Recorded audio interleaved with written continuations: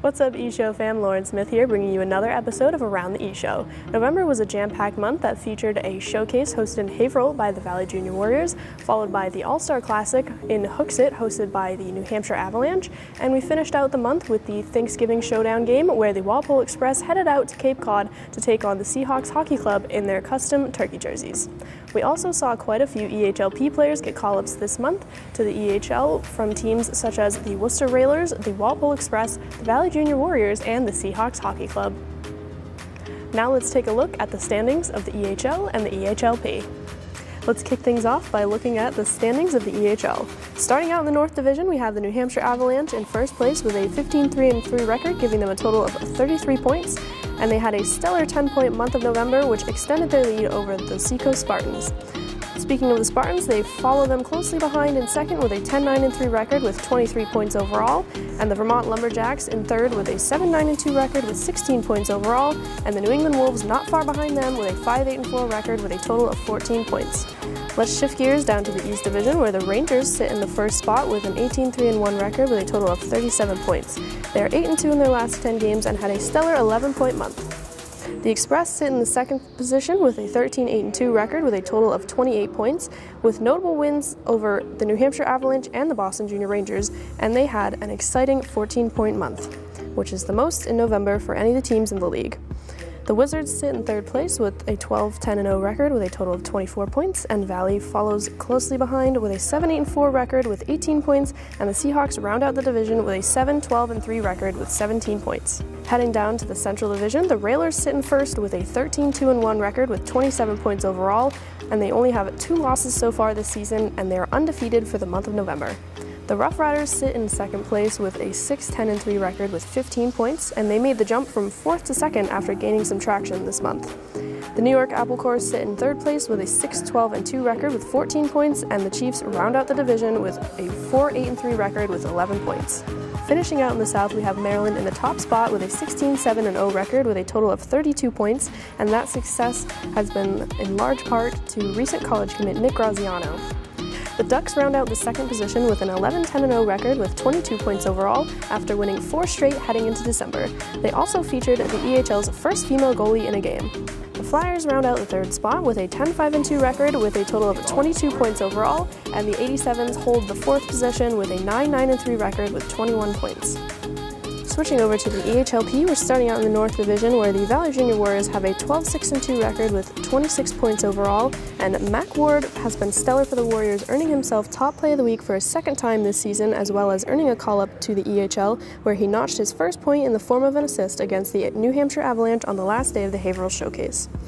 The New Hampshire Avalanche take the second spot with a 10-2-4 record with 24 points, followed behind by the Vermont Lumberjacks with an 8-5-3 record with 19 points overall, and in fourth position is the New England Wolves with a 4-9-3 record with 11 points overall.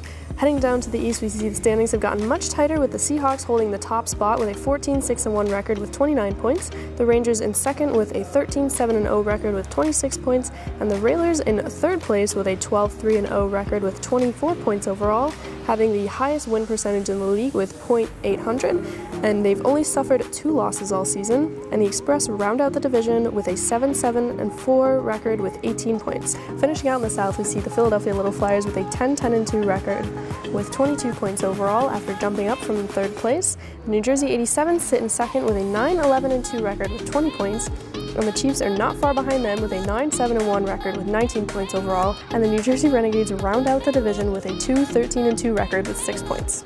We've had 3 showcases so far this season, and since those we've seen quite a few players committing to colleges. We have quite a few players coming from the New Hampshire Avalanche, featuring David Rankin and Jake Alloy both committing to Post University.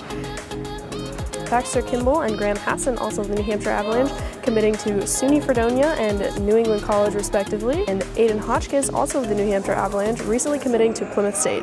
We've also seen players from teams like the Valley Junior Warriors with Ryan Davies committing to Stonehill, and another Stonehill commit comes from the Railers Hockey Club with Mike Martinetti. And we also see another SUNY Fredonia commit in Jack Schlifke of the Boston Junior Rangers and Spencer Quinn of the ProTech Junior Ducks. The first annual All-Star Classic weekend was a huge success. There was a total of 68 players selected to participate who were drafted to one of 4 teams, red, blue, gray, or white, with help from myself and the other 3 members of the E-Crew in Neil Ravin, Jefferson Mills, and Anthony DiPaolo, who became GMs for the weekend after being teamed up with a pair of coaches from one of the 4 EHL divisions.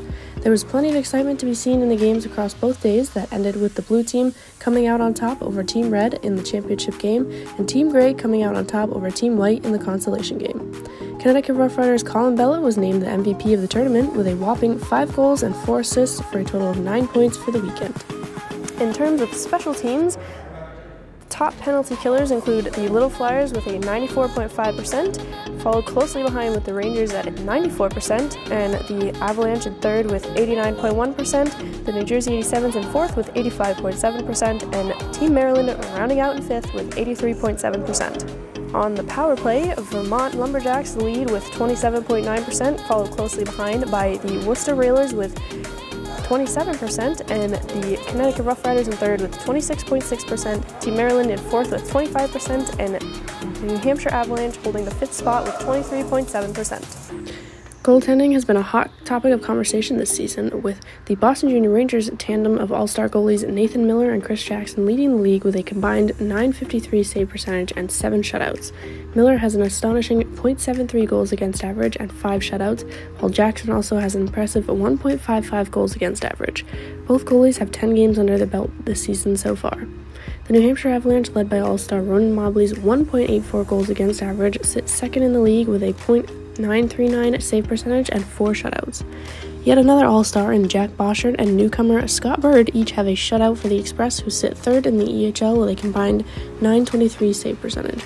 Boschert with a 2.68 goals against average and Bird with 2.32 goals against average.